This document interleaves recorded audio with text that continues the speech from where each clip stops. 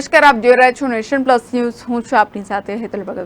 વડોદરા મહાનગરપાલિકા સંચાલિત નગર પ્રાથમિક શિક્ષણ સમિતિની પૂજ્ય ડોંગરેજી પ્રાથમિક શાળામાં અભ્યાસ કરતો વિદ્યાર્થીએ સીએની પરીક્ષામાં ઉત્તીર્ણ થઈ શાળાનું ગૌરવ વધાર્યું છે. વડોદરા મહાનગરપાલિકા સંચાલિત નગર પ્રાથમિક શિક્ષણ સમિતિની 120 જેટલી શાળાઓ આવેલી છે.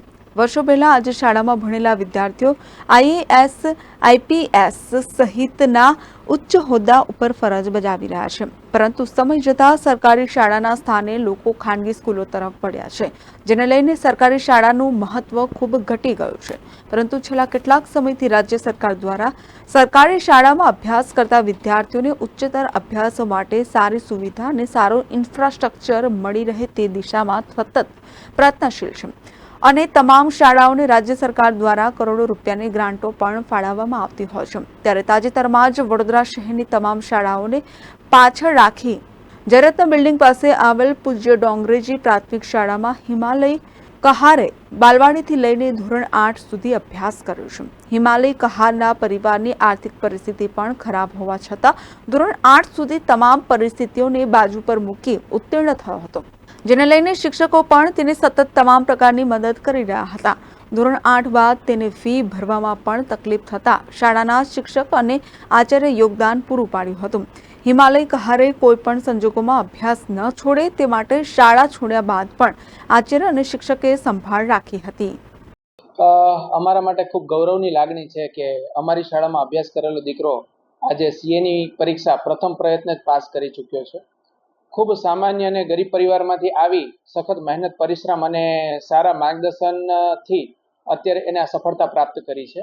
જીવનમાં ઘણા બધા સંઘર્ષોનો સામનો કરી અને આ પરીક્ષા પાસ કરી અને હવે એ પોતાના પગ ઉપર એવી રીતના ઊભો છે કે સમાજમાં એમને એવી સરસ પ્રતિષ્ઠા મળશે કે જેનાથી એમના કુટુંબ, સમાજ અને શાળાનું નામ રોશન કરશે. જેને પગલે હાલમાં જ સીએની પરીક્ષામાં હિમાલય કહાર પોતાના ચઢાવ ઉતાર અને આર્થિક પરિસ્થિતિ બાજુ પર રાખી ઉત્તીર્ણ થતા શાળા અને પરિવારનું ગૌરવ વધાર્યું હતું. જેને લઈને હિમાલય કહારે શાળાના શિક્ષકો અને આચાર્યોને ખૂબ ખૂબ આભાર માન્યો હતો. અને જ્યારે મેં અહીંયા એડમિશન લીધું હતું ત્યારે મને સરકારી અને પ્રાઇવેટ સ્કૂલ વિશે કશું ખબર નથી, પણ અહીંયાનું ભણતર ખૂબ જ સારું હતું. જે મેં 1 થી 8 ધોરણ ભણ્યો એ મને ખૂબ જ કામ આવ્યું અને મને ખબર નથી કે ભણતરના દરેક પાસામાં આ સ્કૂલ મને કામ આવશે. અને મારું બેચલર હોય કે માસ્ટર હોય કે મારું સીએની સ્ટડી હોય, સ્કૂલના ટીચર્સ, પ્રિન્સિપાલ બધા જ દરેક સમયે સાથ રહ્યા છે અને જ્યાં જ્યાં મને જરૂર હતી ત્યાં ત્યાં મદદ કરી છે. પરિવારનો ફાળો એટલે પરિવાર તરફથી જ્યારે પરિસ્થિતિ ખરાબ હતી, ફાઇનાન્શિયલ કન્ડિશન સારી નથી, ત્યારે પરિવાર તરફથી સહેજે પ્રેશર નહોતું કે તારે જોબ કરવાની છે, પણ મને ખ્યાલ હતું કે મારે ઘરે પણ મદદ કરવાની છે અને ભણવાનું પણ છે. એટલે પ્રેશર નહોતું, છતાંય આમ હતું કે પરિવાર માટે ઘર સપોર્ટ કરી રહ્યો છે આટલો, એટલે ભણવાનું છે અને એ પ્રમાણે સાથે સાથે મદદ પણ કરવાની છે.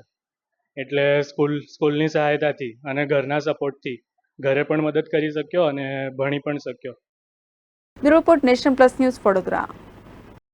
સમાચારોના સતત અપડેટ મેળવવા માટે અમારી નેશન પ્લસ ન્યૂઝની યુટ્યુબ ચેનલને સબસ્ક્રાઇબ કરો, બેલ આઇકન દબાવો અને જોડાયેલા રહો ફેસબુક, ઇન્સ્ટાગ્રામ અને ટ્વિટર પર.